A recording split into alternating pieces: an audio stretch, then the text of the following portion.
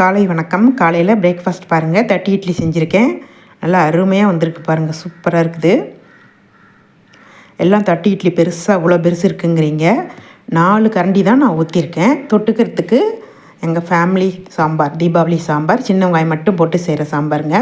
எல்லோரும் செய்கிற மாதிரி தான் இருக்கும், நாங்கள் சின்ன வெங்காயம் மட்டும்தான் போடுவோம். இந்த கரண்டியில் 4 கரண்டி ஊற்றிருக்கேன் மாவு இட்லிக்கு. இங்கே பாருங்கள், மெதுவடை, சாம்பார் மெதுவடை, மாதுளம்பழம் ஜூஸு, பீட்ரூட் நெல்லிக்காய் துருவினெல்லாம் அதையும் போட்டு இன்றைக்கி மிக்சியில் அடிச்சிட்டேன். ரொம்ப அழகு கலராக வந்திருக்குது. ஊறட்டும். இட்லி எடுத்துக்கலாம். சூப்பராக இருக்குது, சொல்ல வார்த்தை இல்லை, அவ்வளோ ஒரு அமிர்தமாக ஊறணும். சுடு தண்ணியில் போட்டு போடுவாங்க கடைங்கள்லாம். நம்ம அப்படியே நேரடியாக போட்டுருவோம். அது ஒரு டேஸ்ட்டாக இருக்கும், செம்மையாக இருக்குது. வச்சுக்கு பாருங்கள், சுட சுட சோறு, சாம்பூசணிக்காய் போட்டு மோர் குழம்பு, எலுமிச்சப்பழம், தக்காளி ரசம் ரிலேட்டட் வீடியோவில் பின் பண்ணி வைக்கிறேன். இந்த மாதிரி ஒரு முறை ட்ரை பண்ணி பாருங்கள். இலக்கீரை தண்டு, பெரிய அவரக்காய் போட்டு பொரியல், சேனக்கிழங்கு வறுவல், தயிர் வறுவல்.